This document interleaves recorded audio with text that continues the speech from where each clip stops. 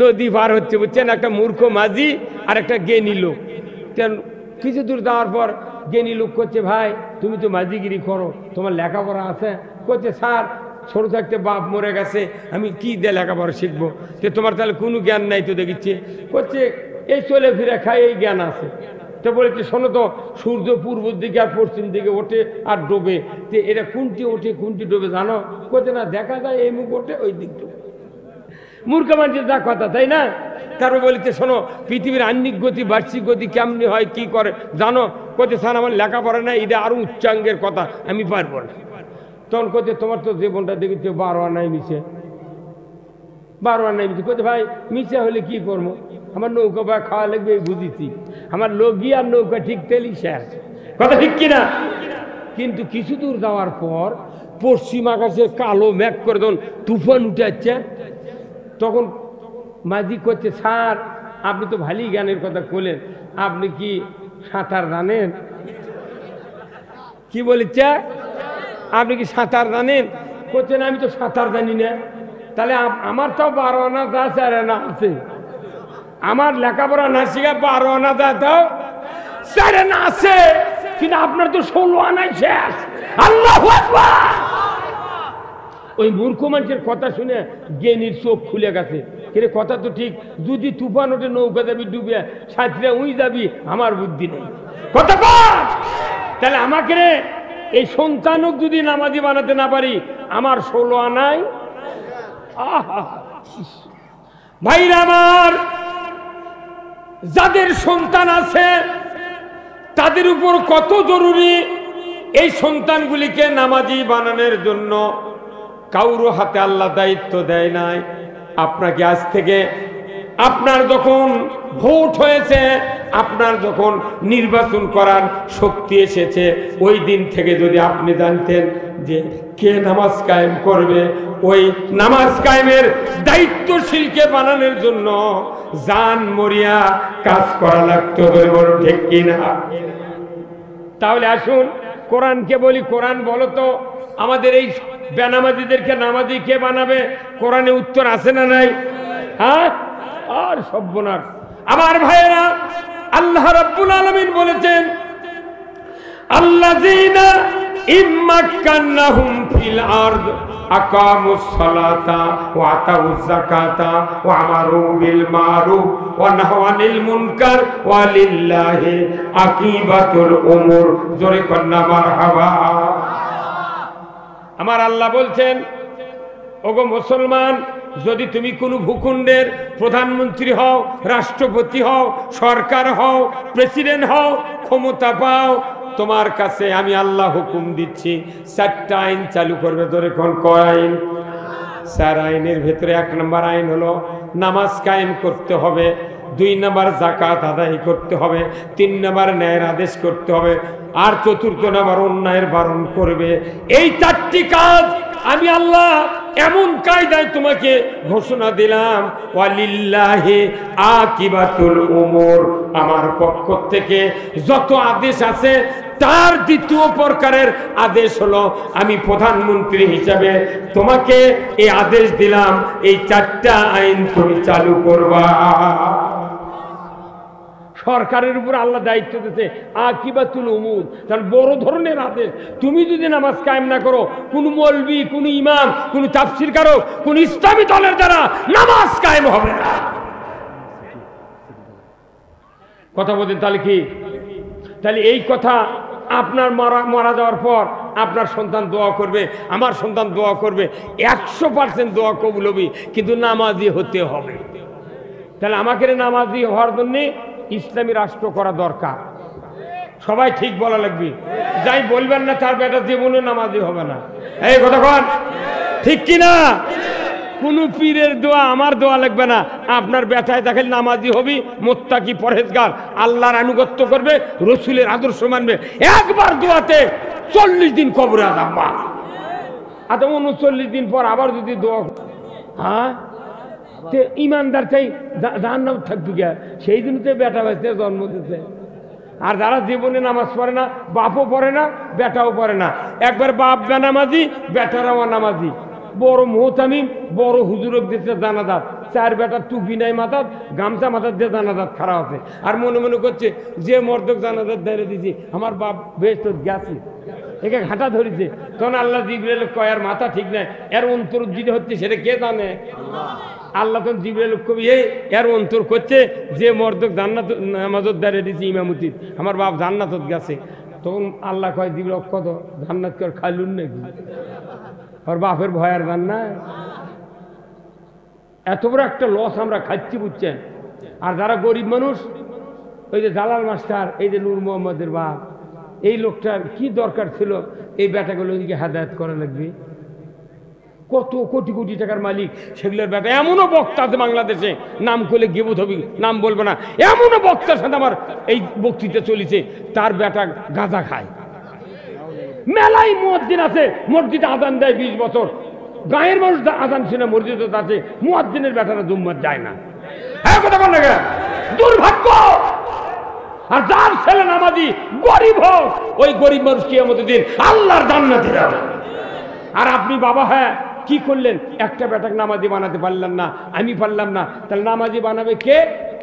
আল্লাহর আইনে সরকার। তাহলে ওই সরকার আগে কায়েম করি, তারপরে নামাজি হোক, এরপরে কি হয় পরে দেখা যাবে। এই কতক্ষণ স্বাধীন হয় 54 বছর হচ্ছে, একটা সরকার কি হিন্দু হয়েছিল?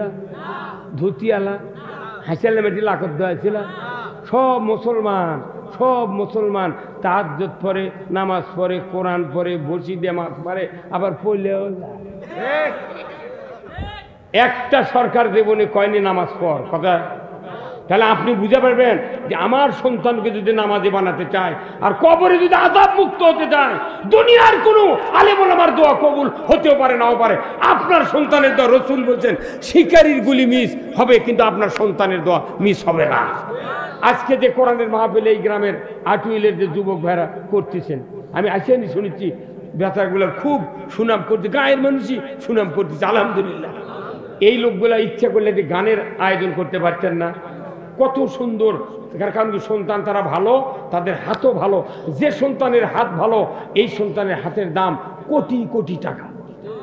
আপনি মারা যাবেন, মাইকিং হলো, সারা আগাবেল মাইকিং হলো, জহরের পর আজান জানাজা হবে, 20,000 লোক তৈরি হলো জানাজা, কিন্তু দেখা যায় 12 আনা লোকই নামাজ পড়ে না।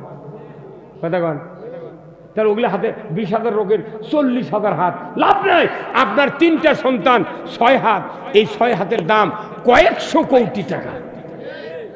দোয়া করলে আপনি মাপ পাই দেবেন, এটা আল্লাহ রসুলের নির্দেশ, আল্লাহ রসুলের আদেশ। তাহলে সন্তানকে ভালো বানানোর দায়িত্বের জন্য আমাকে ইসলামী রাষ্ট্র কায়েম করিতে হইবে। এরপরে আছে জাকাত। জাকাত আদায় করার কথা কে বলেছেন?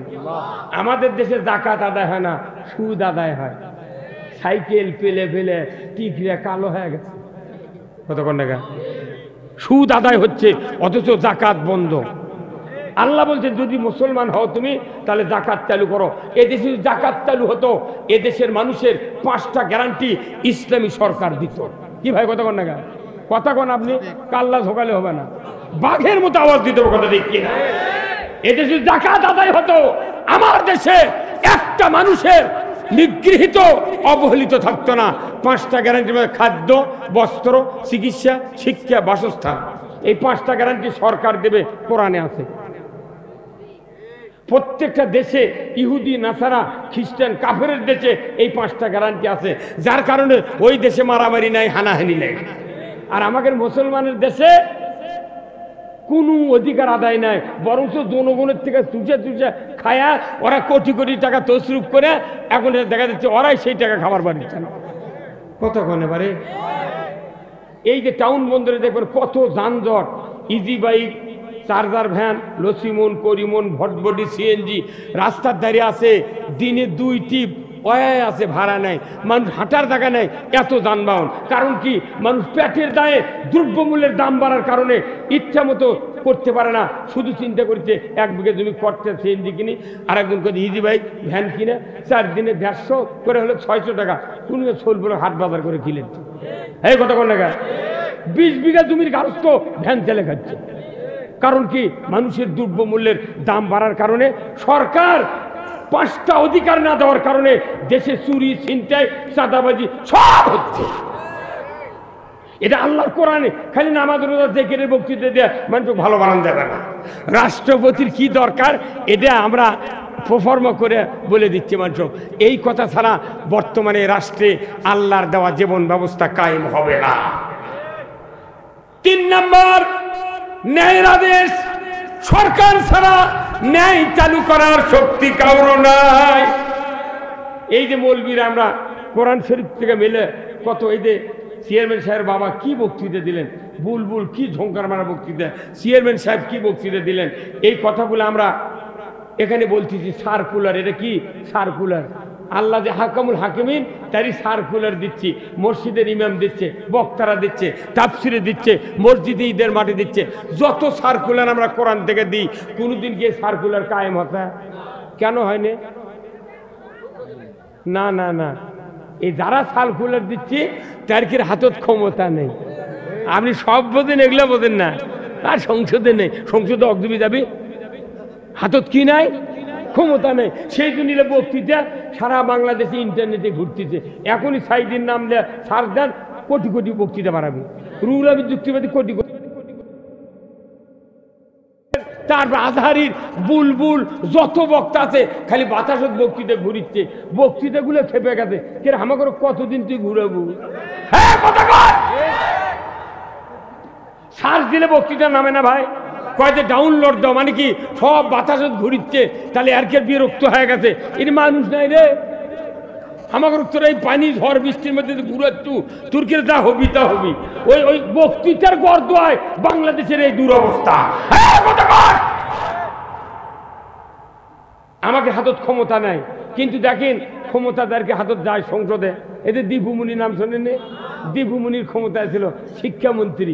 এই শিক্ষামন্ত্রী তাই কলেজে প্রাইমারির বহুদিন হলে লেখাপড়া হচ্ছে, কিন্তু সাইকেল চালানোর ট্রেনিং দেওয়া হয়নি। তার আলু ভর্তা বানান যায়নি, ব্যাঙ্গের লেখান লাপান যায়নি। কথা ঠিক কিনা? এগুলা শিখে দেওয়ার জন্য সংসদে আলোকপাত করছে। করার পর কি করছে?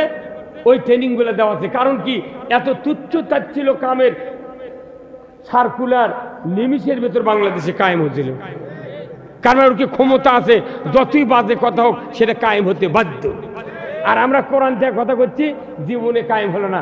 শেষ পর্যন্ত যারাই কথা কয় তার খুব ধরে ধরে ফাঁসি দেয়। তাহলে আপনারা কি এইভাবে কি দেশ সরকার আছে না নাই? আপনি চেষ্টা করলে আপনি জান্নাতি, আপনার জীবনের সব গুনাহ আল্লাহ মাফ করে। তাহলে সরকারের সাথে রিলেটেড আছে কোরআনের। কথা ঠিক কিনা? তারপরে আবার ঘুরে যান, খুতবাতে তারা নামাজ পড়েন, মসজিদে নামাজ পড়েন না? মসজিদে যখন খুতবা পড়ে ইমাম সাহেব, সানি খুতবা 3টা বক্তব্য আছে। কয়টা বক্তব্য? 1 নম্বর বক্তব্য হলো রসুলের, 2 নম্বর বক্তব্য রসুলের, 3 নম্বর বক্তব্য হলো আল্লাহর। প্রথম নাম্বার বক্তব্য, খায়রুল কুরুনি কারনি সুম্মাল্লাযিনা ইয়ালুনাহুম সুম্মাল্লাযিনা ইয়ালুনাহুম। রসুলের বক্তব্য মসজিদে নববীর মিম্বরে আল্লাহ রসুল 1500 বছর আগে বিদায় হজের ভাষণের সময়, তার আগে থেকে রসুলের 12.5 লক্ষ বর্গমাইল যখন কোরআন দিয়ে শাসন করেছেন, খুতবাতে উনি বক্তব্য দিতেন প্রতি শুক্রবারে, খায়রুল কুরুনি কারনি, আমার যুগ হলো সোনার যুগ, আমার যুগ হলো সেরা যুগ।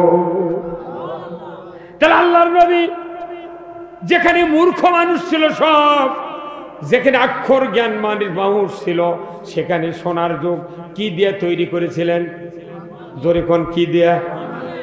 কোরআন তো এখনো আছে। বরঞ্চ রসুলের জীবদ্দশার ইতিহাস দীর্ঘদিন হলে পরে আমি দেখতেছি রসুলের জীবনটা চলে গেছে দুনিয়ার থেকে। কোরআন এইরকম ভাবে বাইন্ডিং অবস্থায় উনি পড়তে পারেন নাই। একজনের কাছে পাতায় লেখা, একজন চামড়া, একজন বুকের মধ্যে মুখস্থ, আর একজন মুখস্থ। রসুলের পুরা জীবনে মুখস্থ ছিল কোরআন, কিন্তু বই আকারে রসুল কোনোদিন দেখতে পায় নাই। কথা ঠিক কিনা? উসমান রাদিয়াল্লাহু তাআলা আনহু, ওনার জামানায় কোরআন বাইন্ডিং হয়েছে। যখন আল্লাহু আকবার, উসমান রাদিয়াল্লাহু তাআলা আনহুর সময় একটা কোরআন ছিল, ওই কোরআন দিয়া আল্লাহর নবী আইয়ামে জাহিলিয়াতের মানুষগুলিকে এমনভাবে তৈরি করেছিলেন, আর ওই সমাজটা যে সুন্দর করে তৈরি করেছিলেন ওই সমাজের নাম রসুল দিয়েছিলেন খয়রুল কুরুনি কারণী, আমার যুগ সেরা যুগ।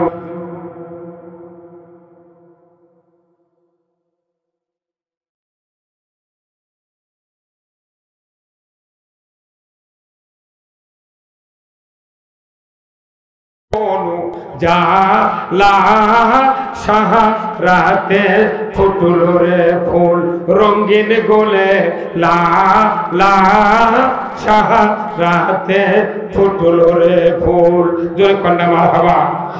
চীনের রসিক ভ্রমর বুলবুল সেই ফুলের ঠিকানাই, কেউ বলে হযরত মুহাম্মদ, কেউ বা কমলি ওয়ালা সাহারাতে ফুটল রে ফুল রঙিন গোলে, লা লা সাহারাতে ফুটল রে ফুল।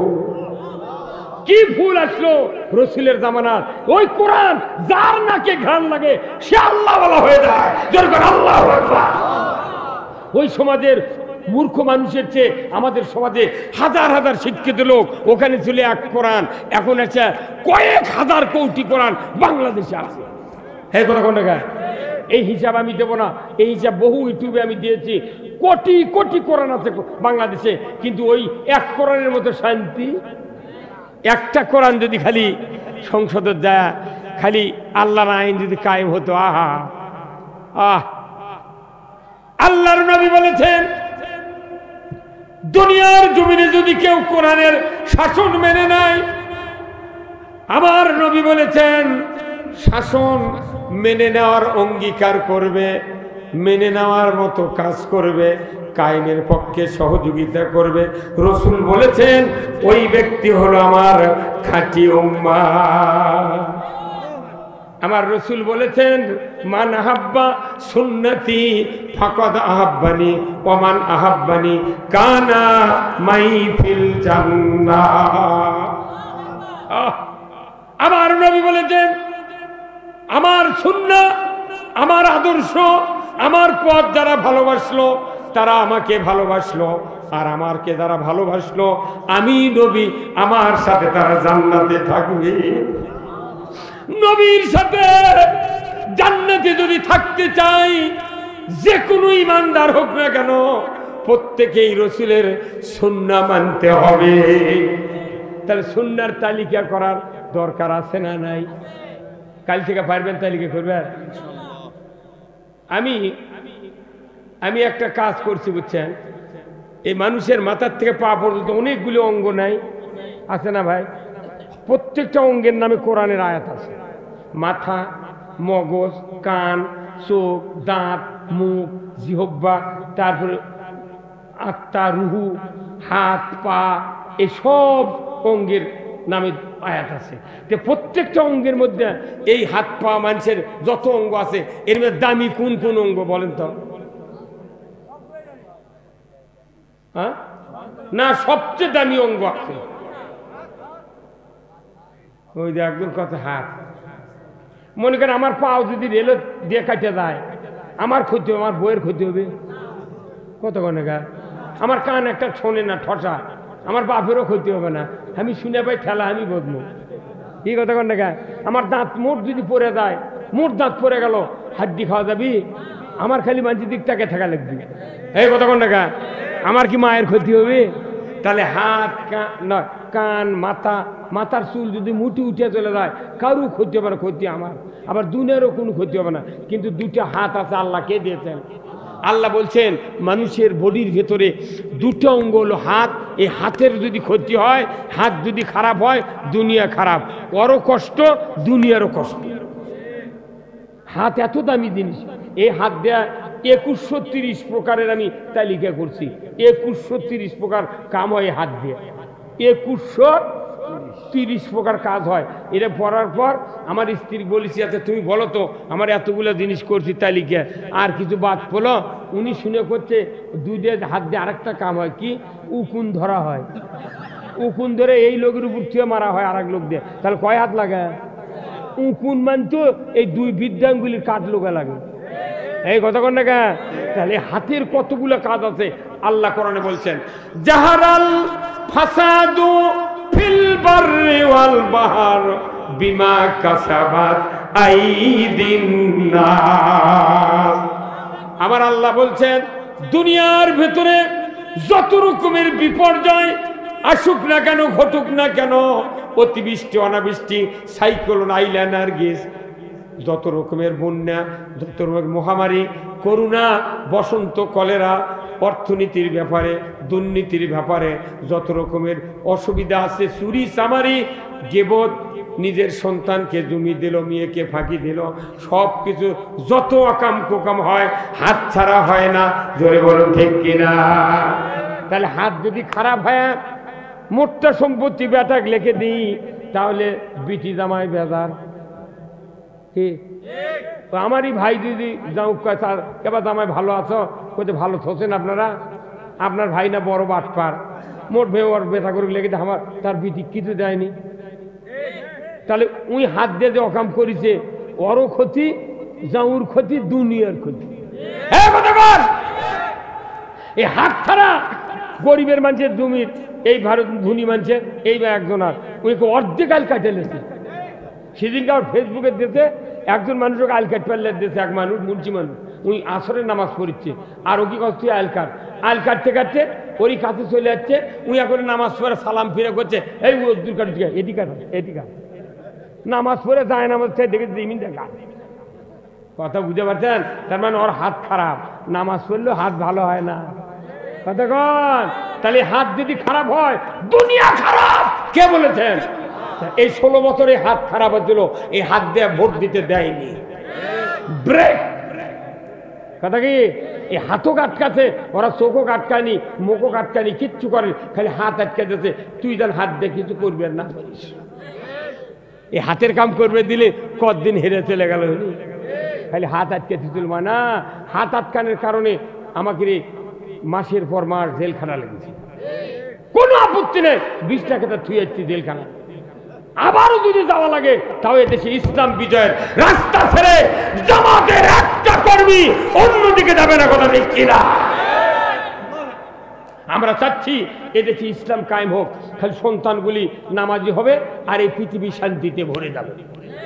আমরা তো ইসলাম দেখতে পেলাম না, কোরআনে হাদিসে আমরা কই, আপনারা শোনেন, কি দেখতে পাচ্ছেন? ইসলাম কি আসল ইসলাম কি জানেন?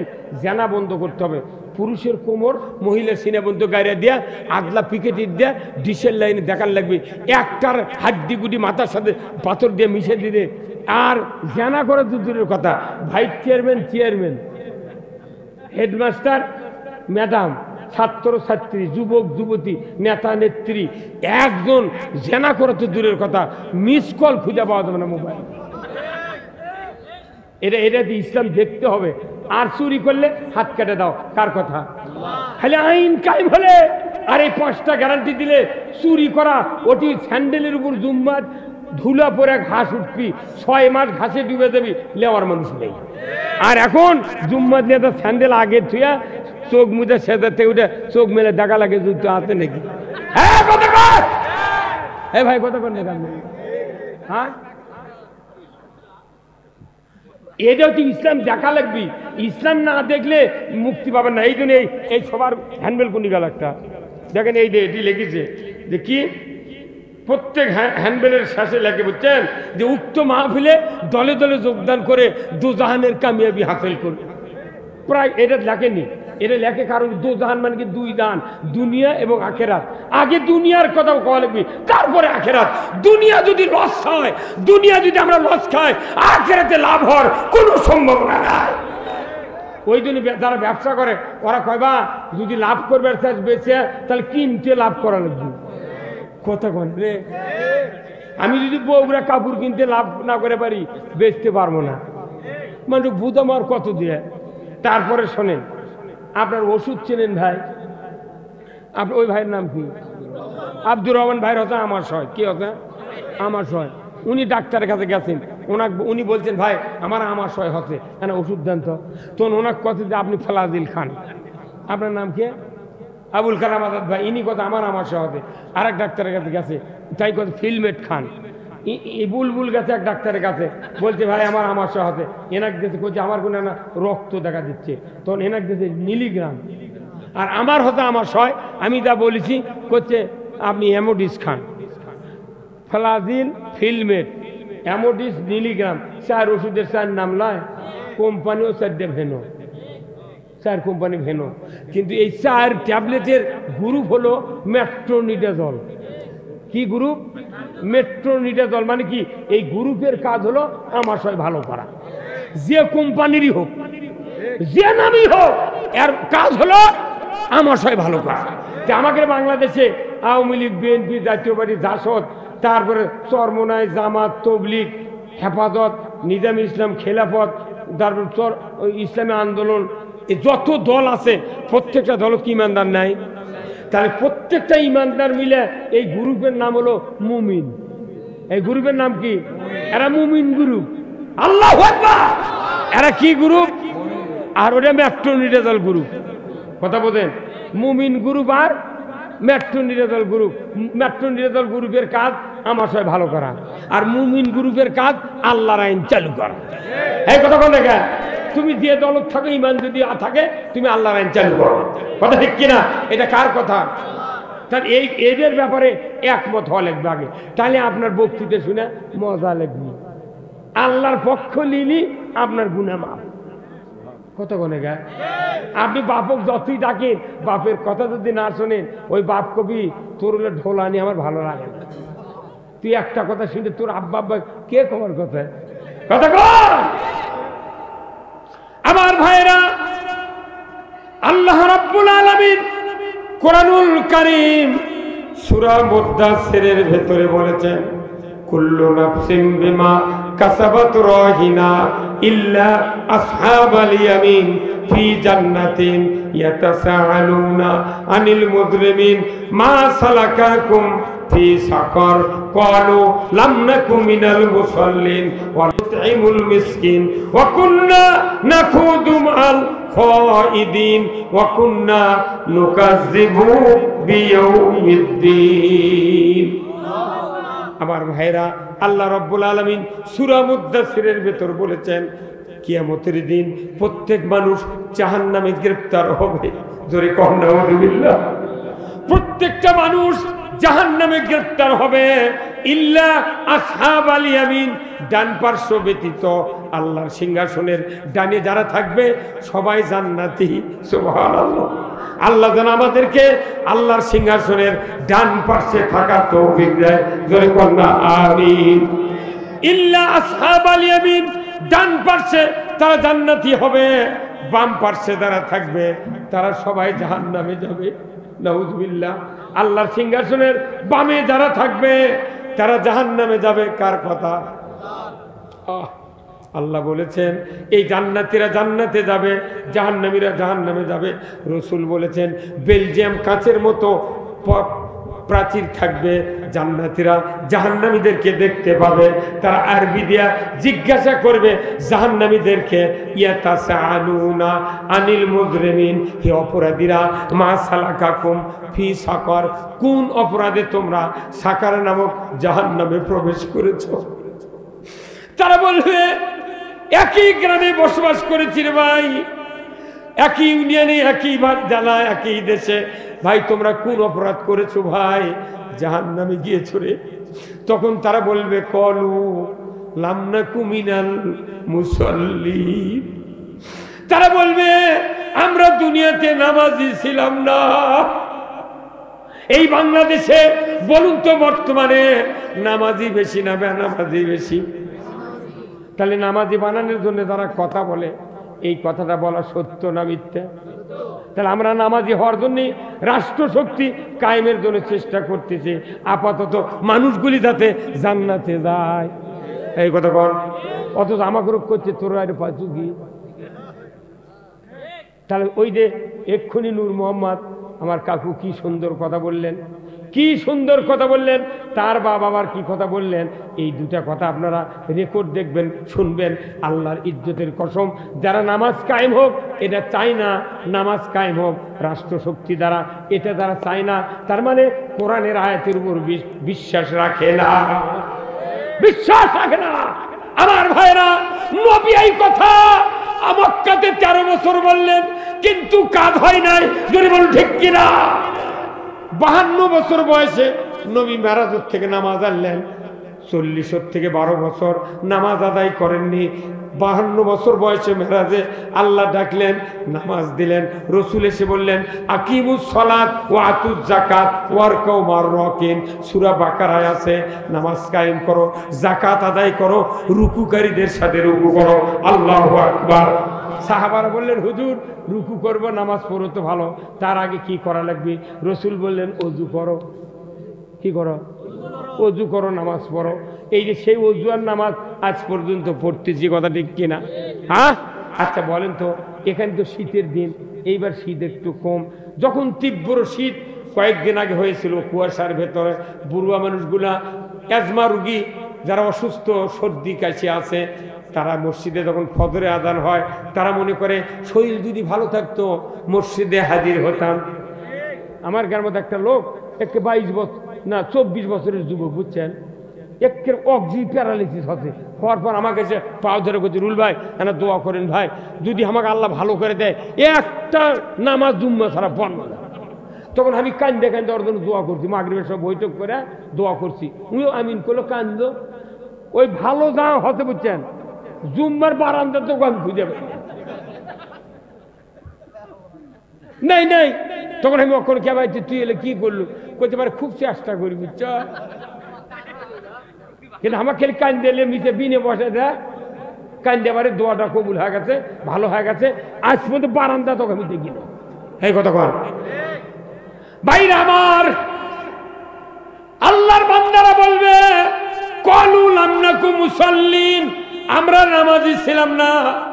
আজকে আমার ছেলে নামাজ ভয় হয় না, নামাজ আদায় করে না। রসুলের উপর দায়িত্ব দিলেন, 52 বছর নবুয়তের চলে গেছে, তারপরে নামাজ আসলো। রসুল বললেন নামাজ পড়ো, সাহাবা বললেন অজু করো, তারপরে নামাজ পড়ো। ইনকা করে আজকে যে শীতের দিন, অ্যাজমা রুগী, সর্দি কাশি, তারা বৃদ্ধ মানুষ, ফজরের নামাজের যখন শোনে আসসালাতু খায়রুম মিনান নাওম, অনেক মুরব্বী আছে প্রাণ কাঁদে, কিন্তু অসুস্থতার কারণে মসজিদে যায় না। ওই লোকটা যদি মনে করে যদি ওযু না করে যদি নামাজ পড়া যেত, ট্যাপত গেছে খুব ঠান্ডা, পানি গরমও করে কেউ দিচ্ছে না, তাহলে ওই লোকটা মনে মনে কয় আগে নামাজটা পড়ে কাল বেলা উঠলে 10টার সময় উযু করলে কি হবে? নামাজ হবে। আগে বিনে উযুতে নামাজ পড়লো, ফজর দুপুরের সময় তো উযু করিচ্ছি, নামাজ হবে। তাহলে অজু আগে, তারপরে তাহলে অজু আগে নামাজ, এটা কার শিখানো পথ? আল্লাহর শিখানো পথ, রসুলের শিখানো পথ, তাই না? এখন রসুলের চরিত্র দেখেন, রসুল 52 বছর বয়সে মেরাজের থেকে নামাজ আনছেন, মক্কাতে 1 বছর নামাজ পড়ছেন, মক্কার ঘরের মধ্যে 360টা মূর্তি, ওই দিক হয় নামাজ পড়ছে রসুল। কতক্ষণ টাকা?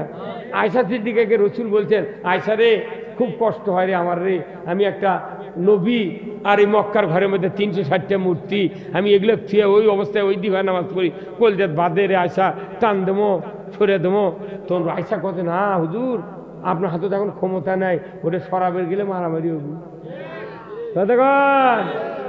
আয়সা সিদ্দিকা আবার 6 লক্ষ হাদিসের হাফেজা, উনি আবার কি ব্রেনি, বলছে হুজুর আপনার হাতে ক্ষমতা নাই, সরাবের গেলেই মারামারি হবে, অতএব ওটি আছে থাক, আগে ক্ষমতা আসুক, হাতত শক্তি আসুক, তারপরে সরাবেন। আল্লাহু আকবার। উনি চলে গেলেন হিজরত করে। হিজরত করার এর ইস্যু হলো রসুল্লাহদের কাবা ঘরে এইভাবে উঁচু বুঝতে তারা হজ করতেন, ইনকে উঁচু 3 তলা প্রায় হল কাবা ঘর। এই সিয়ার কম্বল বগলের তলে দিয়ে রসুল্লাহ কাছে আছে, মন বেজার, কেউ মানে না, ই মারে উই মারে, উমুক সাবিত, ভাত নাই, আর বউ কারে লাই, আর শোল কারে লাই, এই তুই মোহাম্মদের পাশে কি পাচ্ছ তুই কারে লাই, এই চিনতে রসুল খাবারও দেওয়ার পারে না, গরিব মানুষ কি করবি, খাদিদের মাল জাল ফুরে যাচ্ছে আস্তে আস্তে। তখন চিন্তা করছে আমি আর এই লোকালয়ে থাকবো না, উনি যায় কাবা ঘরের ছায়াত কম্বল বগলে তেলে বসে আছে, কাছে আরাম পড়াচ্ছে, কেউ যাতে সাথে না থাকে। হঠাৎ করে হযরতে খাব্বাব রাদিয়াল্লাহু তাআলা আনহু রাসূলের সামনে হাজির, সালাম দিয়া বললেন, ইয়া রাসূলুল্লাহ, ইয়া হাবিবাল্লাহ, হুজুর মাতা নাসরুল্লাহ, আল্লাহর সাহায্য কি আসবে না? আপনি কি দোয়া করবেন না? আমরা মার খেতে খেতে শেষ হয়ে গেলাম, নির্যাতনে আমরা শেষ হয়ে গেলাম, ইয়া রাসূলুল্লাহ আপনি কি দোয়া করবেন না আমাদের সাহায্যের জন্য? রসুল সোজা হয়ে উঠে বসলেন। রসুল বললেন, খাব্বাব রে, তুমি এত তাড়াহুড়া করছো কেন? আমাদের পূর্বে যারা দ্বীনের দায়ী ছিলেন তাদের কাউকে করাত দিয়ে দ্বিখণ্ডিত করা হয়েছে, কাউকে উত্তপ্ত তেলে ফেলে দেওয়া হয়েছে, অগ্নিকুণ্ডুতে ফেলে দেওয়া হয়েছে, কাউকে শুলে চড়ে শহীদ করে দেওয়া হয়েছে, কাউকে লোহার চেরুনি দিয়া গোস্ত হাড্ডির থেকে ছিঁড়ে নেমে দেওয়া হয়েছে।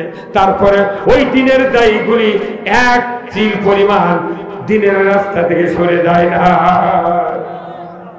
ওরে খাব্বাব, তাড়াহুড়া করো না, আমি রাসূল বলছি, সেদিন বেশি দূরে নয়, সেদিন বেশি দূরে নয় যেদিন সানা থেকে হাজরামউত পর্যন্ত, কাবার ঘরের দরজার থেকে শুরু করে ইয়েমেনের রাজধানী সানা পর্যন্ত দীর্ঘ 1250 কিলোমিটার পথ একা একা একজন যৌবনের লাবণ্যতা নিয়ে একজন ষোড়শী যুবতী একা একা সোনার অলঙ্কার পরিহিত অবস্থায় যাবে এবং আসবে।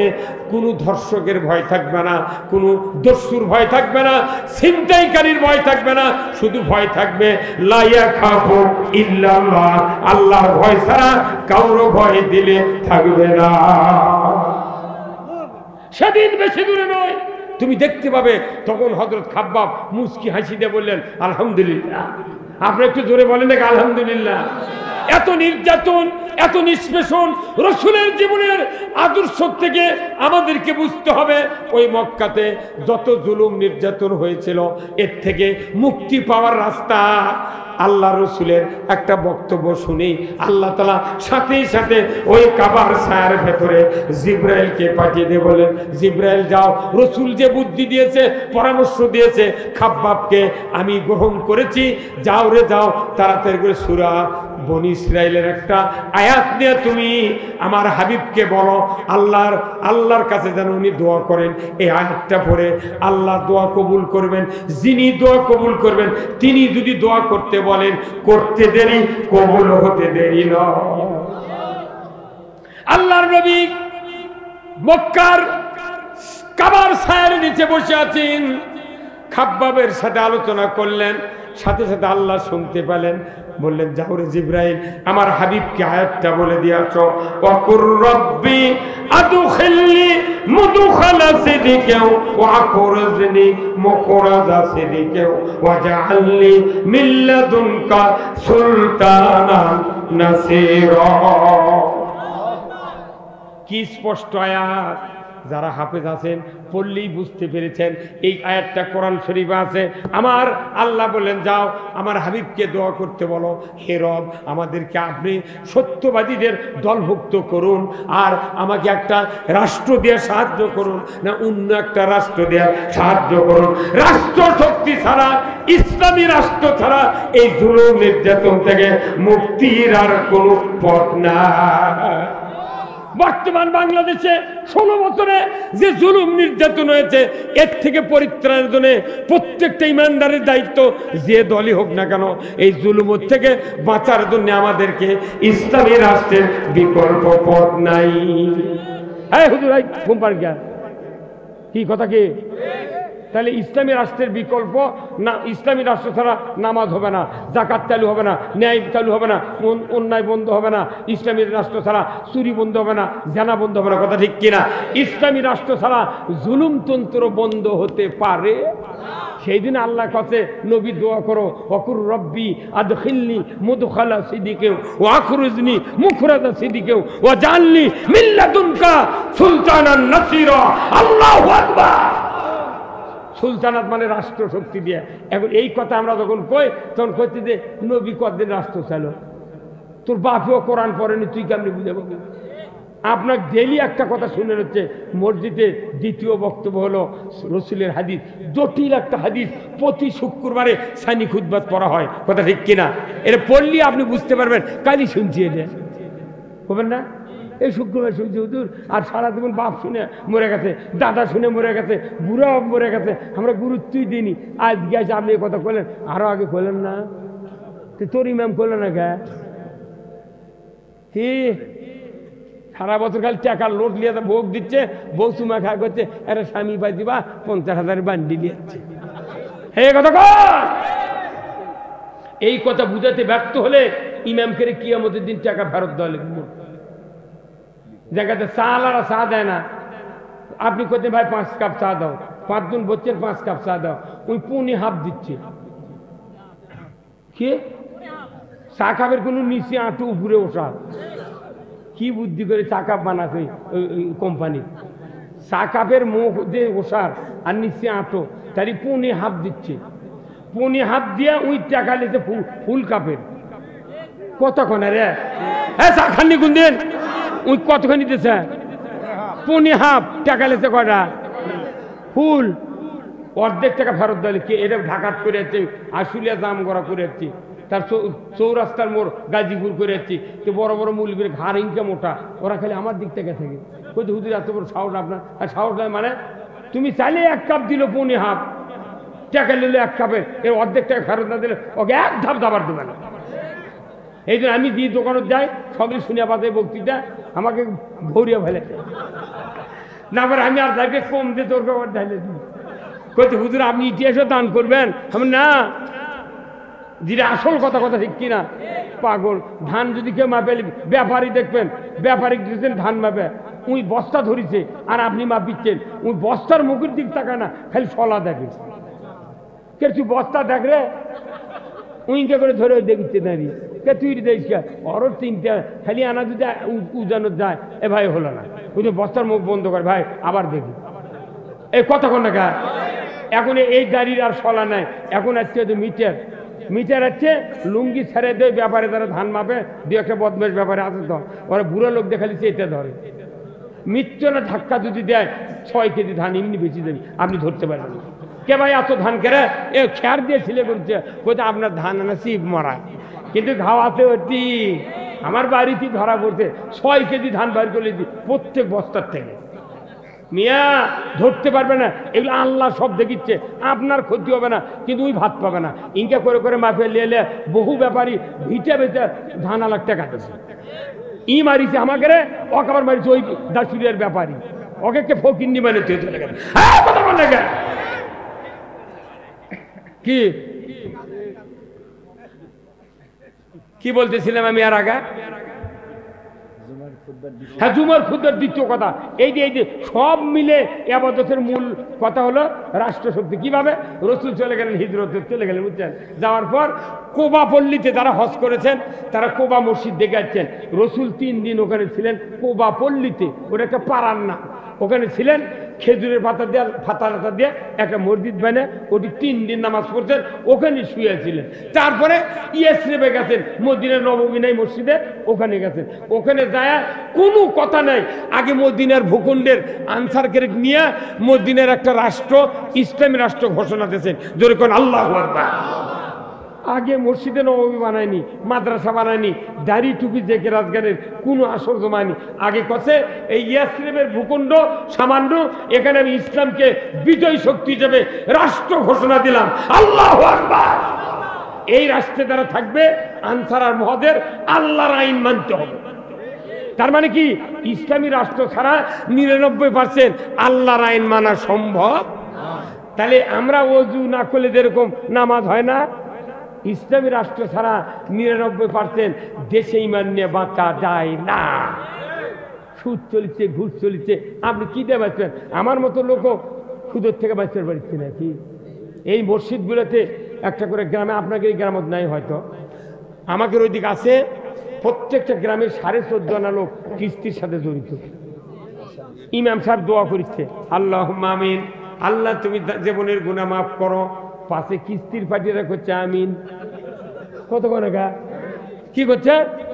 আচ্ছা কোন তো এই 150 টাকার ডিমির উপরে একটা কোটফি লাগালে কিন্তু দলিল লাগে না? আর ডিমি ছাড়া, কোটফি ছাড়া এই ডিমির কোনো দাম আছে? সাব রেজিস্ট্রার দলিল সাইন করে পার করবে? পার করবে না। তাহলে যদি জাল টিকিট লাগায় তাহলে সাবরেস্টার ধরে পড়বি, জাল টিকিট কে।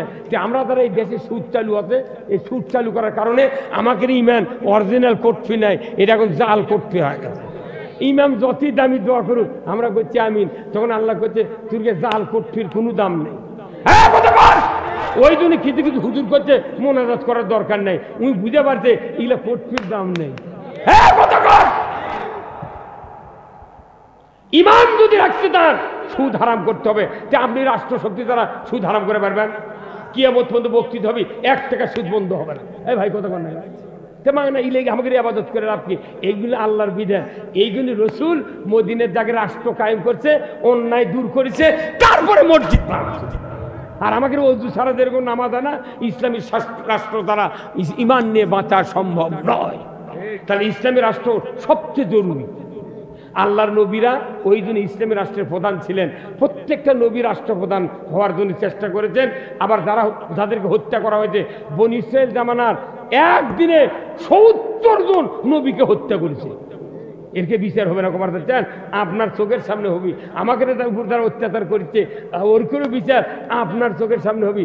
সেই মরদ আল্লাহ মনে করবেন যে আল্লাহ দেখা লাগবি, সিসি ক্যামেরা লাগে না, দিব্যি চোখে দেখতেছে কালকে আপনার অন্তরে কি হচ্ছে, আজ সেটা মনে মনে করছেন, সেটাও আল্লাহ জানে। এই আল্লাহর সাথে ফাজলামি করার টাইম এটা লয়। ওই দোকানদার ওই দিক থেকে আছে, এটা কসমেটিক একটা টাইনে এলেছে পকেটের সাথে, উই দেখা পেল না, বেঁচে গেল। আর আল্লাহ করছে তুই 7 জমিনের নিচে যদি চুরি করিস তাও দেখতে পারবি। পরিণাম হলো আল্লাহ।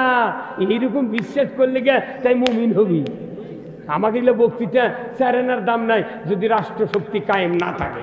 আচ্ছা ভাই কন্ত, এই যে যারা ঝালাই করে গ্রিলের জানলা বানায়, সাইকেলের রড ফাটে গেছে, মিশিংয়ের বডি ফাটে গেছে, ঝালাই করে না গ্রিল মিস্ত্রিরা, ওটি থেকে কারেন্টের এটি লাইন লেসে ঢুকে দিয়েছে। এটি আবার একটা লাইন বের করছে, একটা রডের সাথে মাথার পিছিয়ে দিয়ে সাইকেলের ফেলে যেতে হবে। এটিতে কারেন্টের লাইন বের করে ইঙ্গা ব্যাঁকা চিমটে দিয়ে 1.5 ফুটে একটা কাঁচি ধরছে, আরে ফেলে ধরে এটি ওই যে রড ফেলে যেতে হচ্ছে, এই লাইনের নাম কি? আর্থিং। হ্যাঁ মরুদি আছে রে, এই লাইনের নাম কি? আর্থিং। এই আর্থিংয়ের যে রড আছে ওটি পরে ওই গাঁত কমে 1 কোটি ফোটা আছে, ওই দাউদে বুড়ো হয় ওটি পরে আছে। আবার ওই কারেন্টের লাইন দিয়ে ওই কাটিলে দা ওরই গাঁতে আবার ঘুরতে, তখন ফ্রাত ফ্রাত সাউন্ড হবে, তখন ওই ওই রড করছে ভাই তুমি ঝালাই করবে গ্রিল সাইকেল, তুমি আমার কষ্ট দাও কে? তখন করছে আমি দেখেছি লাইন আছে নাকি। এই কথাকার এই 16 বছর হামা করে ইমানদার হোক জেলত তুলে ওই মামলা দিয়ে হামলা দিয়ে দেখি আল্লাহ যে কি ইমান আছে নাকি। আল্লাহ বুঝা পারছে কি ইমান আছে, সেই জন্যই খাওয়া দিয়েছে 5 তারিখে। এটা ঘুটাতে দেখিছে না, যা পরিমাণ ইমান দরকার এই ইমানদার বাংলাদেশ তৈরি হয়ে গেছে। খালি আপনাদের একটা 2 হাতের কাজ করবেন, এ দেখে ইসলাম আল্লাহ বিজয় করে দেবে। তাহলে এই কাজটা দেখতে হবে যে গ্রিল ঢালাই করতে যদি আর্থিং না থাকে, কারেন্টের কোনো দাম নাই। আর্থিংয়ের লাইট কাটে দেন, একটা ফোঁটা দেবে পারবেন। তাহলে আপনি যতই আবাদত করেন, যতই আমরা যে বক্তৃতা দিচ্ছি কোরআনের থেকে, এটা হচ্ছে ডাইরেক্ট কারেন্টের লাইন, কিন্তু আর্থিং নেই। আর্থিং হলো রাষ্ট্র শক্তি না। এরা সংসদ যদি আমার কোন দিন কেউ এমপি বানানো হয়নি, পইলে বক্তৃতা এটা দেন হয়নি। কি কথা কন না, খালি কোদামিনি যে আর্থিং আগে দরকার, আগে আর্থিং সেট করো। ইসলামী রাষ্ট্র ছাড়া কোনো বক্তব্য ময়দানে দাম নাই, কথা ঠিক কিনা? আর্থিং যদি এদেশে থাকতো, ইসলামের আর্থিং এদেশে কোনো মামলা হামলা, খুন গুম, কোনো অন্যায় ধর্ষণ, দুর্নীতি, ঘুষ, চুরি চামাতি কিচ্ছু হতো না, ধরে বল ঠিক কিনা? আমরা বক্তৃতা করবো সুদ হারাম, সরকার কায়েম করবে সুদ হারাম। আমরা আইন করব জানা করা হারাম, সঙ্গে ছাড়া আইন, ওরা পাথর মেরে শেষ করা আইন করবি।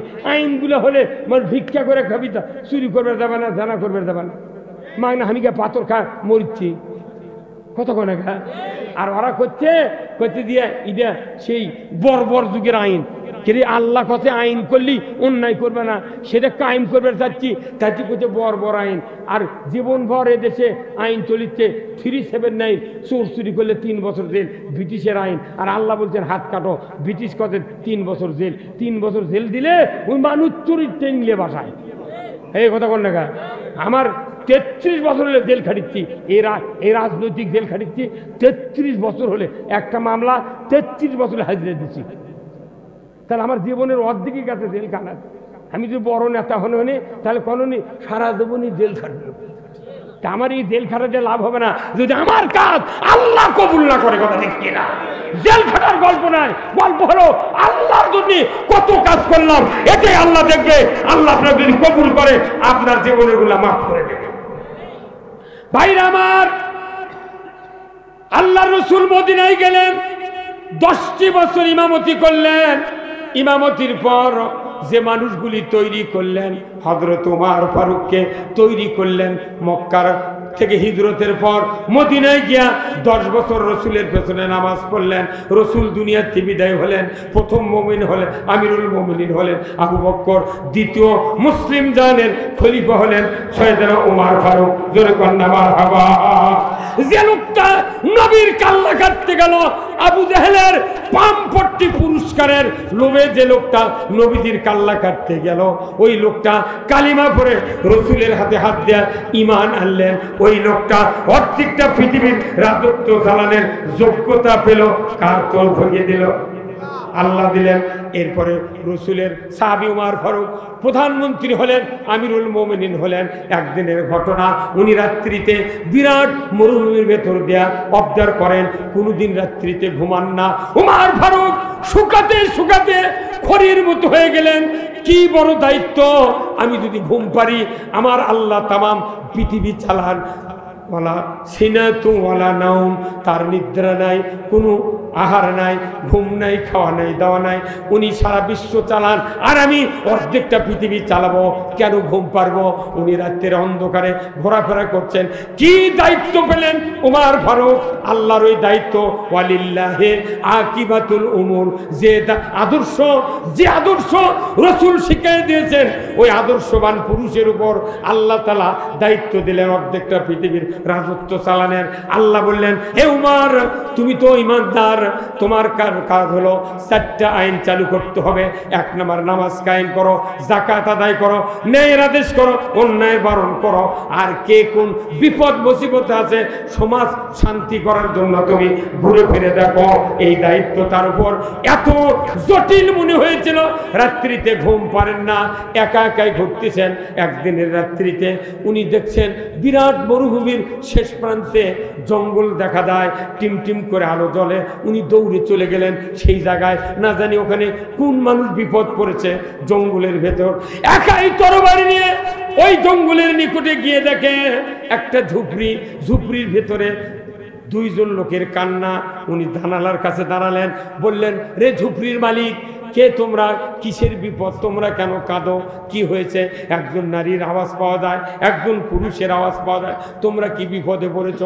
ওই ভেতর থেকে একজন বেদুইন বলল, ওগো পথিক, আমাদের যে কি বিপদ, তোমাকে বলে লাভ হবে না, তোমার কাজে তুমি যাও, আমরা বিপদে মুসিবতে আছি, বলে কোনো লাভ হবে না।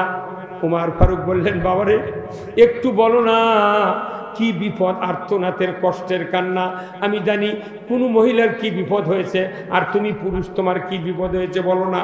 এইবার বেদুইন বলে, ইহুদির ছেলে বলে, রে পথিক, শুনতেই যখন চাচ্ছেন তাহলে আপনি শুনুন। এখানে আমার স্ত্রীর প্রসব বেদনা উঠে গেছে, তীব্র ব্যথা, একটাও মহিলা নাই। আমি তার স্বামী, আমার স্ত্রী যন্ত্রণার চোটে কাঁদে। ডেলিভারি করার জন্য কোনো সহযোগিতার জন্য মেয়ে নাই, মহিলা নাই। আমি কিচ্ছু করতে পারছি না, আমি জানি না প্রসবের কাজে কিভাবে কি করতে হয়। এই জন্য আমার স্ত্রী কাঁদে, আমিও কাঁদি, শুধু তার সমবেদনা জ্ঞাপন করার জন্য। পথিক, আমার ঘরের এই অবস্থা, এত কষ্টে আছি আমরা। বলার সাথে সাথে ওমর ফারুক 1 সেকেন্ড দেরি করেন নাই, দৌড়ে চলে গেছেন তার বাড়িতে। আল্লাহু আকবার। মরুভূমির ভেতরে নিয়ে তীব্র গতিতে ওমর ফারুক চলে গেলেন। বাড়ির দরজা পেরিয়েই ভেতরে ঢুকি ডাক দিলেন জোরে জোরে, ও আব্দুর রহমানের মা, ওঠো, তাড়াতাড়ি করে ওঠো। এত জোরে চিৎকার করে ডাক দিলেন। ওনার স্ত্রী বললেন, পানের স্বামী, এত তাড়াহুড়া কেন?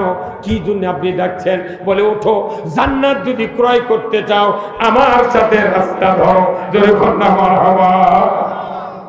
জান্নাত যদি ক্রয় করতে চাও, ওমর ফারুক বললেন, ওগো পানের স্ত্রী, উঠো উঠো, সহ্য হচ্ছে না ওই যন্ত্রণার চিৎকার, তাড়াতাড়ি করে ওঠো।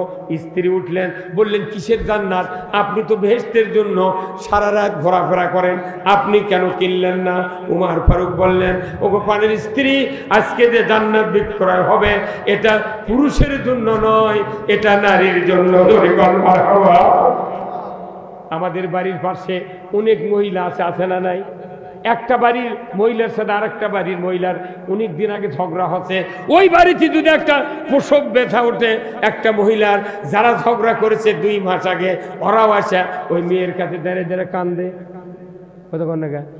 আল্লাহর নবী বলেছেন, সমবেদনা যারা জানাবে তাদেরকে আল্লাহ তাআলা জান্নাত দিয়ে দিবে। ওই যে মিয়া মানুষের দিল নরম, মিয়া মানুষের আগাবেল পাতাবেল ঝগড়া হয়, তারপর ব্যথা দেখলে তারা কান্দাকাটি করে, কিন্তু পুরুষ মানুষ তা করে না। পুরুষ মানুষ মরার আগে কয়, ভাই ওই খুন আমার বিরুদ্ধে মামলা করেছিল, গোঁস সরাল লিয়া, তোরা জীবনে জানো বিয়ের দাওয়াত দিস না, এই কয় মরে গেছে। কথা কয় এরকম আছে না নাই?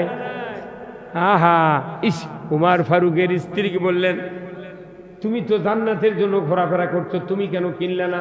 উনি বললেন, যে জান্নাত বিক্রয় হবে এই জান্নাত পুরুষের জন্য নয়, নারীদের জন্য। উনি উঠলেন, বললেন, তুমি নতুন পুরাতন কিছু শুকনা কাপড় নাও, আমি বাইতুল মাল থেকে কিছু গমের আটা, জবের আটা, জয়তুন তেল, খুরমা, খেজুর, আদা, রসুন, পেঁয়াজ নেওয়া, চলো না খাদ্য খোরাক নিয়ে যাবো ওই ইহুদির বাসার কাছে।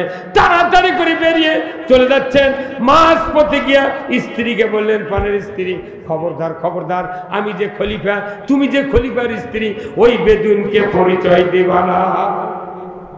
কি কি সাবধান বাণী, পরিচয় দেবে না। আর আমাদের দেশে নেতারা 4 হাত দিতে পারে, ওই নেম প্লেট দিয়ে কয় অমুক নেতার সৌজন্যে।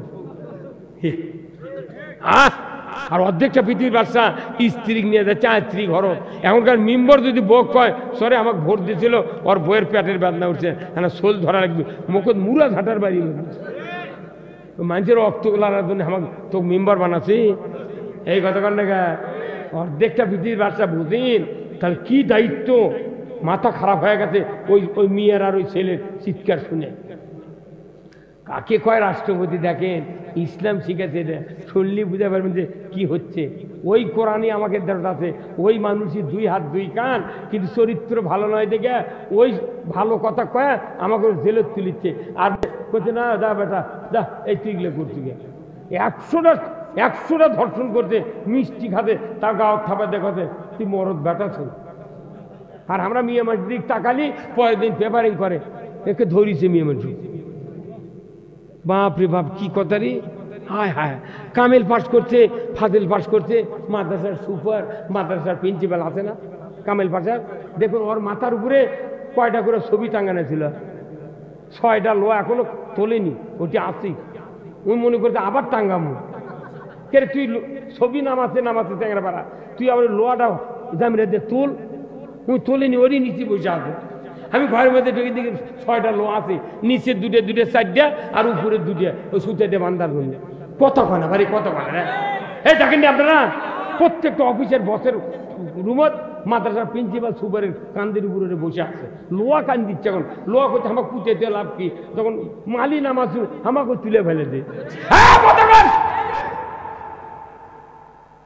ভাইরা আমার, উমর ফারুক বাড়ির নিকটবর্তী হলেন, চিৎকার করে বললেন, রে বেদুইন, তুমি বাড়ি থেকে বেরিয়ে যাও, দরজার বাহিরে যাও, আমি একটা মহিলা এনেছি তোমার স্ত্রীর প্রসবের কাজে সহযোগিতা করার জন্য। ওই যে পথিক প্রথমে যে গলার আওয়াজ পেয়েছিল, পথিক হিসাবে ওই আওয়াজেই বলছে তুমি বেরিয়ে যাও। একজন মহিলা এনেছি। বেদুইন বেরিয়ে গিয়েছে, মহিলা ঢুকেছে। উমর ফারুক গিয়া, কারেন্ট নাই, আলো নাই, টর্চ নাই, কিচ্ছু নাই, শুধু তারকার আলোতে রাস্তা ধরে উনি চলে গেছেন। উনি করছেন কি, দূরে যা খুরমা খেজুরের গাছের নিচে লম্বা মানুষ দাঁড়িয়ে আছেন, গাছের নিচে দাঁড়িয়ে আছেন, প্রহর গুনছেন, আল্লাহকে ডাকছেন, আল্লাহ তুমি তাড়াতাড়ি করে এই মহিলার কষ্টকে তুমি নিবারণ করে দাও। অর্ধেকটা পৃথিবীর বাসার দোয়া, ওনাদের দোয়া মিস হবি? এমনি আমাকে ওটি সব বেদনা উঠলে আমার কাছে কয়বারে হুজুর না দোয়া লিখে দেন, আমি সুরা কাউসার না ইডে উড়ে লিখে দিই, ওই তাই বিশ্বাস গেলে দেয় উড়ে তো বেঁধে দিতে 5 মিনিট ঝোল হয়ে গেছে, বলছে হুজুর কাম দানে বারে। আমার মতো এই লাইটা মুন্সিক যদি ওগুলো কয় তাহলে উমর ফারুকের কি অবস্থা থাকবে? হ্যাঁ, যে মানুষটা বাঁচে থাকতে নবী কছে লাবাদা নবিয়া, লাবাদা নবিয়া, আমার পরে নবী আসবে না। যদি নবুয়ত দেওয়া হতো লাউ কানা উমর, উমরকে নবুয়ত দেওয়া হতো। আল্লাহু আকবার। সেই মানুষটা রসুল নিজে হাতে এরকম ভেস্টের টিকিট দিয়েছে, উমর তুমি জান্নাতি। নবী বাঁচে থাকতে কথা তুমি জান্নাতি, তাহলে তখন উমর ফারুক তখন শাসকও হয়নি, কথা বোঝেন? নবী কোনো তখন বাঁচে আছেন, ওই শাসক হয়নি, তখনই কথা তুমি জান্নাতি। 10 জন স্বাভাবিক সার্টিফিকেট দিয়ে রসুল দুনিয়াতে বিদায় হবে, তারই মধ্যে উমর ফারুক 2য় নাম্বার। বলছে সেই মানুষ আত্রী ঘর গেছে ভোগ লিয়া, তাহলে বোঝেন, তাহলে বোঝেন নেতা কাক কয় অমুক নেতার চরিত্র ফুলের মতো পবিত্র, নামাজ পড়ে না 1 ওয়াক্ত, গাঁজা খায় 6 ওয়াক্ত। কতক্ষণ ভাইরা আমার ভাইরা, খেজুরের গাছের নিচে উমার বসার জায়গা নাই, মরুভূমির বালু থই থই করছে, খেজুরের গাছের নিচে দাঁড়িয়ে আছে। হঠাৎ করে প্রসব বেদনা জটিল হওয়ার পর উমর ফারুকের স্ত্রীর শিক্ষিত হাতের স্পর্শে বেদুইনের স্ত্রীর গর্ভ থেকে একটা সন্তান ডেলিভারি হয়েছে। ডেলিভারি হওয়ার পর ওনার স্ত্রী যখন দেখেছে পুত্র সন্তান, এত সুন্দর চেহারা একজন ইহুদির ঘরে সন্তানের দেখে আবেগ ভরে সাবধান বাণী ভুলে গিয়েছে। সাথে সাথে ডাক দেয়া বলছে, রে বেদুইন, তুমি খলিফাকে সংবাদ দাও তোমার স্ত্রীর গর্ভ থেকে পুত্র সন্তান জন্ম নিয়েছে। জোরে খন্ডা বলা হওয়া। যখন বেদুইন বলে ডাক দেখো, খলিফাকে সংবাদ দাও। আমাকে দেশের খলিফাকে কেসি ফিতেলে কাপড় কাটে, কতক্ষণ আর খলিফাকে সংবাদ দাও। যখনই বলেছে ওই ইহুদির যুবকের কলিজার ভেতরে থরথর করে কাম শুরু হয়ে যায়। সব্বনার খলিফা তো উমর ইবনুল খাত্তাব ছাড়া এই সৌদিতে কেউ খলিফা নাই। বিশ্বের অর্ধেক জায়গার প্রধানমন্ত্রী আমিরুল মোমিনিন উমর ইবনুল খাত্তাব ওই খলিফাকে সংবাদ দেবার বলতেছে। এইবার বেদুইনের কলিজা থরথর করে কেঁপে উঠেছে। উনি দৌড়াচ্ছেন, কোথায় খলিফা? ও খলিফা সাহেব আপনি কোথায় কোথায় কোথায়? হঠাৎ করে উমর ফারুক ছোট্ট আওয়াজে বলেছেন, আমি এই জায়গায়, ওনার ইচ্ছা যাতে আমাকে চিনতে না পারে। যদি বলুন ঠিক কিনা? এইবার খলিফা কোথায়? উনি বলছেন এখানে। ওই নিশানা ধরে অন্ধকারের ভেতরে খেজুর গাছের নিচে যা দেখে, মুখের কাছে মুখ লাগায় দিয়ে দেখে বাস্তবিক উমর ফারুক রাদিয়াল্লাহু তাআলা আনহু। অর্ধেকটা পৃথিবীর বাদশা চেহারা বুঝতে পেরে বেদুইন পায়ের উপর উপরে পড়ে গেছে। ও বাদশাহ আমিরুল মুমিনিন, আমি ভুল করেছি, আপনাকে এই খবরটা দিয়া আমি বুঝতে পারি নাই। আমিরুল মুমিনিন, এত বড় নিকৃষ্ট কাজে আপনি কেন গভীর রাত্রিতে আপনার স্ত্রীকে এনেছেন? আপনি কেন এত কষ্ট করেছেন? আমি ভুল করেছি, আমি যদি আগে জানতাম আপনাকে এই খবর দিতাম না। আমিরুল মুমিনিন, ও আমিরুল মুমিনিন, আপনি আমাকে মাফ করুন, আপনি আমাকে মাফ করুন। এই সংবাদ দেওয়ার কারণে, খবর দেওয়ার কারণে আপনি যে কষ্ট করেছেন, আমার ভুল হয়ে গেছে, মাফ করে দেন, মাফ করে দেন। পায়ের উপর গড়াগড়ি দিচ্ছে। তখনই উমর ফারুক 2 হাত দিয়া বেদুইনকে বুকের সাথে জড়িয়ে ধরে বললেন, রে বেদুইন, কোনো জাতি বলে হিংসা নাই, কোনো ঘৃণা নাই।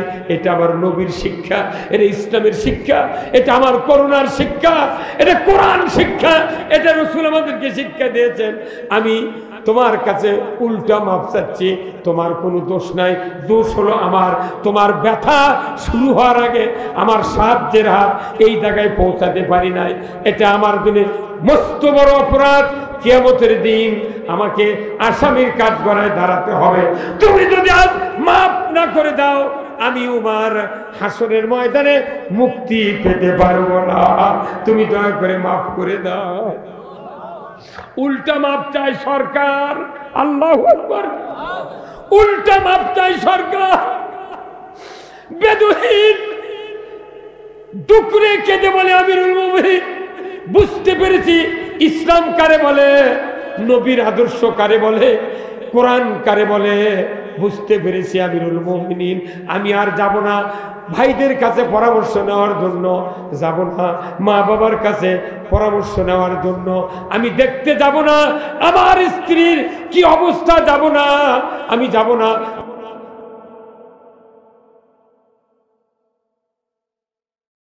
জাহান্নামী হয়ে যাব। আল্লাহর নবীর সাহাবী অর্ধেকটা পৃথিবীর বাদশা আমিরুল মুমিনিন, আপনাকে আর বিরক্ত করব না, আপনি দয়া করে হাতটা বেরিয়ে দেন, আমি আপনার হাতে হাত দিয়ে আগে কালেমা পড়ে মুসলমান হয়ে যাব।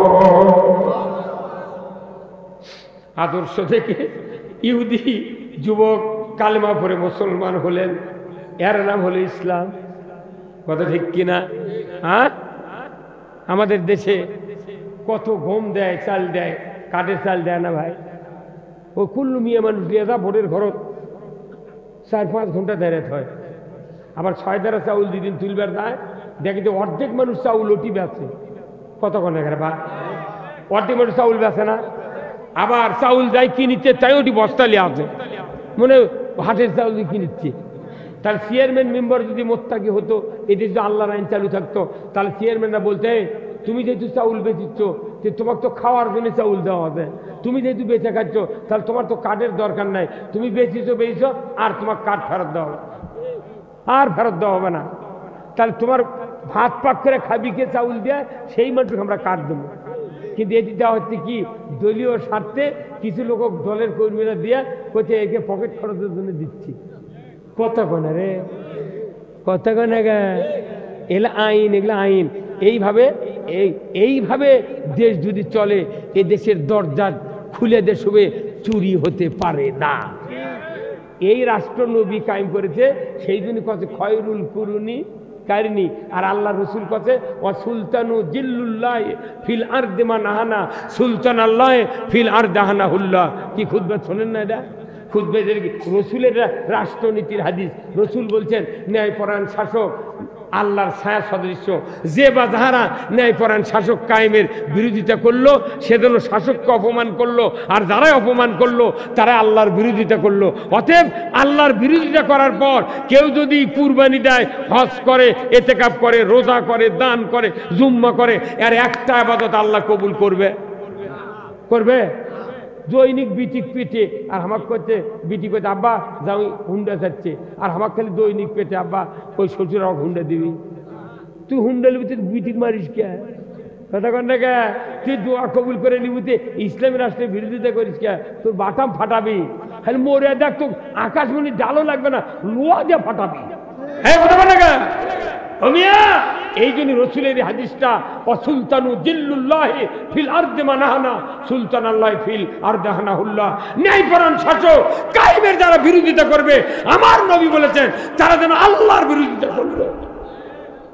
আবার যত মানুষ হজ করবে যায়, ওই দোয়া পড়ে ইন্নাল হামদা ওয়ান নিয়ামাত লাকা ওয়াল মুলক, নিশ্চয় সমস্ত প্রশংসা আল্লাহ তোমার, আর সবচেয়ে বড় নিয়ামত হলো তোমার রাজত্ব। যতগুলো হাজিয়ার হাজারনি বাংলাদেশে এই তালবিয়া মক্কা মদিনার থেকে পুরে পুরে চলে আসে, এরাই যদি ইসলামী রাষ্ট্রের পক্ষে থাকতো, বাংলাদেশে আরো 60 বছর আগে ইসলাম কায়েম হয়ে গেল। এমপি হজ করে, মন্ত্রী হজ করে, প্রধানমন্ত্রী হজ করে, তা 400 বার করে হজ করে, তাহলে হজ করে তা তোরা কি বললো আর বিদে? আবার যেগুলো হজের মোয়াল্লেম আছে, এরা যদি এই হজের তালবিয়া ভালো করে বুঝে দিল নি, এরা একটাও হাজি বলেন না। কবি তুই হজ করে আছে রাজনীতি মারাচ্ছ, কথা কন না কে? এমনি আমরা বক্তৃতা করি, তাই কেউ কেউ যারা উঠে গেল না, ওরা মনে মনে কথা ইও আমার এগুলো করলো, কেন আমি কোনো সরকারের বিরুদ্ধে করছি? সলিড কোরআন আর হাদিস, তাই শুনে ওরা বুঝে পারছে এটা রাজনীতি, এটা জামাতির বক্তা। এই কথা কন না কে? আচ্ছা কন তো, গ্লাসকো কোম্পানির যাই রিপ্রেজেন্টেটিভ, তাই কি অন্য কোম্পানির ওষুধের কথা কবি? RFL কোম্পানির যাই রিপ্রেজেন্টেটিভ, ওই কি অন্য কোম্পানির মাল বদনা চালু করবে? তো আমরা না আল্লাহর কোম্পানির মাল, আমরা তো আল্লাহর কামি কম। ইসলাম হলো একটা কোম্পানি, এক ইসলাম হলো কোম্পানি, এই কোম্পানির মাল ইমানদাররা রিপ্রেজেন্টেটিভ। আল্লাহ কোরআনে বলছে সূরা ইমরানে, ইয়া আইয়ুহাল্লাযিনা আমানু কুনু আনসারাল্লাহ, হে ইমানদার বিশ্বাসী বান্দাগণ তোমরা আমার সাহায্যকারী হয়ে যাও। যারা ঈমান এনেছে আল্লাহর কোম্পানির মাল চালু করার জন্য তাদেরকে আল্লাহ দায়িত্ব দিয়েছে। কথা ঠিক কি? আমরা রিপ্রেজেন্টেটিভ কোরআনের বক্তৃতা করব, যদি তুর্কের আয়াত করার থাকে সেটাও কম হবে। কথা কোনে গা? এই কোরআনের কার কিতাব? এই কথাগুলো কার? এই কোরআনের মধ্যে কয়টা দল আছে? এই যে এখনো বহু শেখাবে কি আছে। এই কোরআনের আছে 2 দল। কয় দল? এক নম্বর দল হলো হিজবুল্লাহ, 2 নম্বর দল হলো হিজবুল শয়তান। তাহলে এই কোরআন আল্লাহর কিতাব, আল্লাহর কথা। আল্লাহ আবার ওই দলের প্রতিষ্ঠাতা। হিজবুল্লাহর দলের প্রতিষ্ঠাতা কে? সবাই চিৎকার করে কোন কে? আল্লাহ হলো ওই দলের প্রতিষ্ঠাতা। আচ্ছা, বিএনপির প্রতিষ্ঠাতা কে? জিয়াউর রহমান। জাতীয় পার্টির প্রতিষ্ঠাতা এরশাদ। তারপর আওয়ামী লীগের প্রতিষ্ঠাতা না, আওয়ামী লীগের প্রতিষ্ঠাতা হলো আব্দুল হামিদ খান ভাসানী। কতক্ষণ টাকা? মৌলানা আব্দুল হামিদ খান হলো আওয়ামী লীগের প্রতিষ্ঠাতা, কিন্তু তখন আওয়ামী মুসলিম লীগ করেছিল। কিন্তু এই সরকার আছে আওয়ামী মুসলিম লীগ, মুসলিম বাদ দিয়ে আওয়ামী লীগ ন্যাংটা করছে। কতক্ষণ টাকা? ওটি আওয়ামী লীগের ওটি মুসলিম বাদ দিয়েছে। বাদ দেওয়ার কারণে আব্দুল হামিদ খান রাগ করে ওই দল থেকে আউট হয়ে গেছে। কথা বলেন? তাহলে এই যে কোনো দলের একটা প্রতিষ্ঠাতা আছে, তাই না? তাহলে ওই রকম আল্লাহ নিজে আল্লাহর দলের প্রতিষ্ঠাতা। কার দলের প্রতিষ্ঠাতা? আল্লাহ নিজেই প্রতিষ্ঠাতা। সে আল্লাহ এই কোরআন নাজিল করছে। তাহলে বোঝা যাবে আল্লাহর এটা দলীয় কিতাব। কথা কোনে গেলা? এই কোরআন কিসের কিতাব? আল্লাহর দলের কিতাব। তৈরি তো গেলে আল্লাহর পক্ষে কথা হবে। যে বক্তা, যে ইমাম, যে ইমানদার আল্লাহর পুরো ইমান আনবি তারই কোরআনের পক্ষে কথা বলে। এখন আমি এক কোরবানির খাই, আল্লাহ আমাকে ভাত দেয়, সর্ষে দেয়, পুকুরে মাছ দেয়, বাঁশ দেয়, তল্লা দেয়, ভালুকা দেয়, তারপর জাওয়া দেয়, লোহা দেয়, খুনি দেয়, পেট্রোল দেয়, সব জমিনে সব ভেউ ভাও, যৌবন, দাঁত সব এগুলো দেওয়ার মালিককে। তা আল্লাহ মুঠি দিয়েছে। আল্লাহ কথা তুই খালি আমার কোম্পানির রিপ্রেজেন্টেটিভ করবো। তাহলে আমরা তো যারা বক্তা, আমরা তো অরিজিনাল রিপ্রেজেন্টেটিভ হবার চাচ্ছি যে আমার কাম এই কোম্পানির মাল চালু করে। বাংলাদেশে যদি এই ইসলাম নামক কোম্পানি এত দামি, যদি খালি মানসম্মত রিপ্রেজেন্টেটিভকে যদি সরকার ছেড়ে দিয়ে তুলেনি যে তোমরা দিদারছে এই কোম্পানির মাল চালু করো, আজ থেকে 100 বছর আগে বাংলাদেশে ইসলাম কায়েম হয়ে যেত। কিন্তু যত সরকারের চাইতে এই ইসলাম কায়েমের বাধা দিয়েছে। এই কথা কোন গায়ে? এই বাংলাদেশে এমনও স্লোগান দিয়েছে, গোলাম আজম সাইদি বাংলার ইহুদি। নিজে কানে শুয়েছে 1986 সনে ব্যঙ্গ ছবি থেকে ওই প্রত্যেক উপজেলা দাঁড়িয়ে দিয়েছে নিজে চোখে। আজকাল থেকে করিচ্ছি না, আজকাল থেকে ইসলাম বিয়ে করার 12 বছর আগে থেকে বক্তৃতা করছে বাপের সাথে। 201টা বিয়ে পড়াচ্ছি। 40 বছর আগে যে বিয়ে পড়াচ্ছি ওই দামানদের একটা ষোল হতে বেটা, তাই 13 সালে আমার নামে মামলা দিয়েছে। মনের দুঃখে তৌবা করছি, জীবনে আর বিয়ে পড়াবো না। দেখি তুই বউ পাস কেঙ্গা, তোর শোধ হয় কেঙ্গা করে।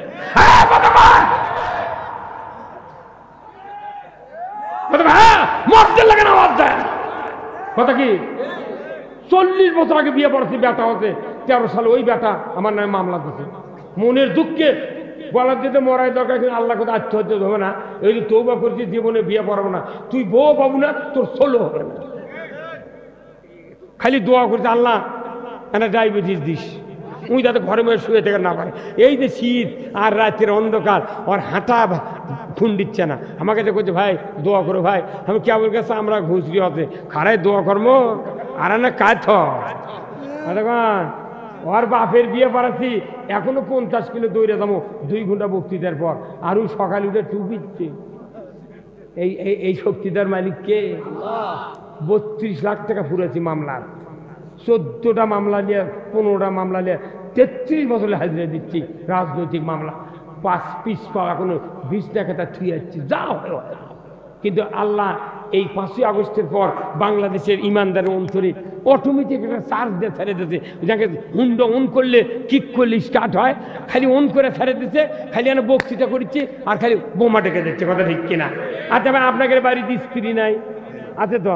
আচ্ছা, যাকে স্ত্রী বাচ্চা আছে, আপনার স্ত্রীর চুল বড়, মাথার চুল সেই রকম, সিয়ারা সব ভালো, কিন্তু ওই চুলের মধ্যে হচ্ছে ফুকসি না উকসি না কি কয়, খুশকি। আর হচ্ছে উকুন, আর হচ্ছে চুলকানি। এখন এই ওষুধ দিয়ে দিয়ে এক্সরে করে একই রক্ত পরীক্ষা করছে, সব করছে, উকুনও তাড়াতে পারেনি, খুশকিও তাড়াতে পারেনি, ওই চুলকানিও বন্ধ হয়নি। ওর প্রায় 5 লাখ টাকা ফুরে গেছে, বউটাই চিনতে শুকিয়ে শুকিয়ে শেষ হয়ে গেছে। হঠাৎ করে একটা মূর্খ মানুষ, একটা অশিক্ষিত মানুষ খবর পাতে দিনকে আমার ওই ফুবা শরীরের বইয়ের অসুখ, ফুবু শরীর অসুখ হবে, মাথার চুলে উকুন, তারপর চুলকানি আর হচ্ছে খুশকি হবে, কোনো চিকিৎসা করে ভালো হয়নি। ওই বেচারা যা করছে কি যে ফুবা আপনার আমার ফুবুর বলে অসুখ হয় বা মরে গেল বা চিকিৎসা করে ভালো হয়নি, বল দিয়ে কী কর্ম, দেখ তোর ফুবু শরীর দেখ পরে আছে, চিনতেই মরে গেল। তো করছে ফুবা আমাকে 5টা টাকা দেন, আমি 10 মিনিটের মধ্যে আমার ফুবু শরীর ব্যারাম ভালো করে দেবো। কয় টাকা? তোর ওই পাগল খোঁজে, তোর মাথা ঠিক আছে, 5 লাখ ফুরে চিকিৎসা হয়নি, তুই 5 টাকা দিয়ে 10 মিনিটে কেন ভালো করো? কই তুমি দাও, 5 টাকা দেশে এত এত দল ফুরে দি, 5 টাকা নিয়ে যা। ওই 5 টাকা বাজারে যা, একটা ফাইন 5 টাকা দেওয়ার বেলেট কিনে দিই। কি নিয়েছে? বেলেট নিয়ে আসে, বলছে ফুবা আমি এটি দাঁড়িয়ে আছি, আমার ফুবু শরীর মাথার চুলেকে মোট কামে ফেলতেন, তো যতদিনের চিকিৎসা করেছেন একদিন চুল আরো 1.5 হাত হলো কামে দিলে, আপনি মরিছেন কামাক নাই। তখন ওই ফুবা শরীর করছে কি, একে মাথার চুল ভিজা গোটা মাথা নেড়ে করে দিয়েছে, দেখে যে খুশি নাই, উকুন নেই, চুল করে আল্লাহু আকবার, মাথাকে ঠান্ডা করছে। বা তুই একদিন আগুলো না করছে না, আমি তোমাকে দৌড় দেখলো কথা বলেন। তে আমরা এই যে বাংলাদেশে একটা মাথা আছে, সেটা কি সংসদ রে? বাংলাদেশের মাথার নাম কি? ওই মাথা হচ্ছে চুলকানি, উকুন, খুবছি, কতক্ষণ এবারে কতক্ষণ দূরে কোনে আওয়াজ কি, ওই মাথা কি হতে চুলকানি, খুকসি, তার উকুন হতে। তাহলে এই আপন মাথা বইয়ের মাথা কামালে দেখা ভালো হয়ে গেল, ওই মাথা কামাল লাগবে। ওই মাথার উকুন, খুকসি আর উঠছে আর যত দাউদ আছে এগুলো মোট ভালো করবে, তাহলে আগামীতে 2 হাত দিয়ে চাঁচ দিয়ে ওকে টলটে দেবেন, তাহলে দেখবেন খুশিও নেই, কিচ্ছু নেই, দেশ খালি শান্তি শান্তি।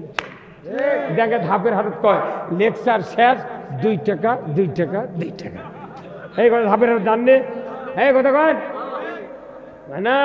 ধাপের হাট যদি খাট কিনবার যান, রং করা খাট নেবেন না। আবার যদি রং করে তাহলে আপনি খাটের ওই মাথার সিটানি নেয়, বক্স বানায় না বড় ইঙ্গে সিটানি, ওটা উল্টে দেখবেন ভেতরে কালার কি, যদি ফ্যাট ফ্যাটে সাদা হয় আর উপরে মনে করছেন ইন্টি করি সার কিচ্ছে, রং দিয়ে ভুয়ালি বানাবে।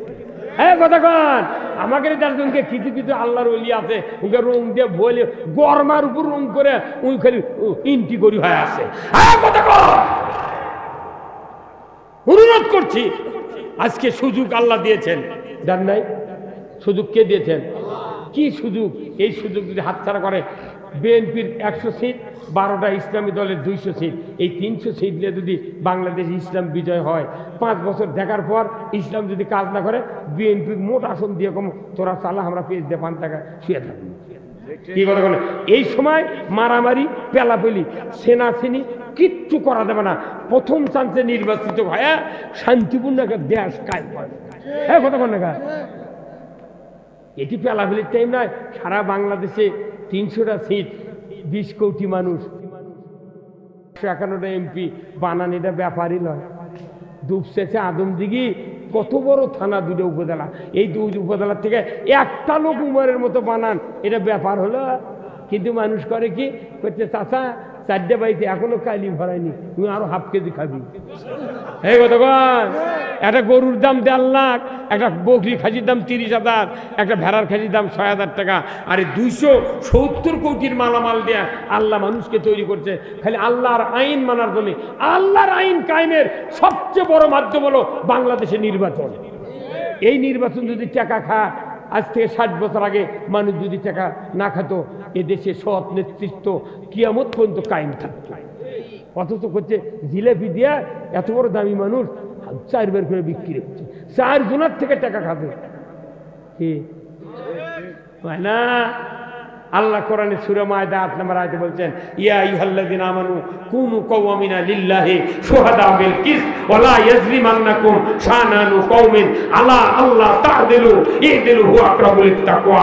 আল্লাহু আকবার। আল্লাহ বলছেন তারাই আমাকে বেশি ভয় করে, যারা আল্লাহর বিধান কায়েমের চেষ্টা করে। আসুন না, আমার রাসূলের সাহাবীরা জীবন বাজি রেখে যুদ্ধের ময়দানে গিয়ে তারা শহীদ হয়েছেন, পিছপা হন নাই, তারাই তো জান্নাতে গিয়েছে। আজকে আমাদের মারামারি নাই, হানাহানি নাই, আল্লাহর আইন বিজয় করতে পারি, চেষ্টা করতে পারি, আল্লাহ আপনাকে জান্নাত দেবে। ইসলাম বিজয় হোক চাই না হোক, আপনার জান্নাত অবধারিত। লিল্লাহে তাকবীর। কারা কারা চান দুহাত তুলে আল্লাহকে দেখান, ইসলাম বিজয়। নারায়ে তাকবীর, নারায়ে তাকবীর। আল কোরআনের আলো, আল কোরআনের আলো।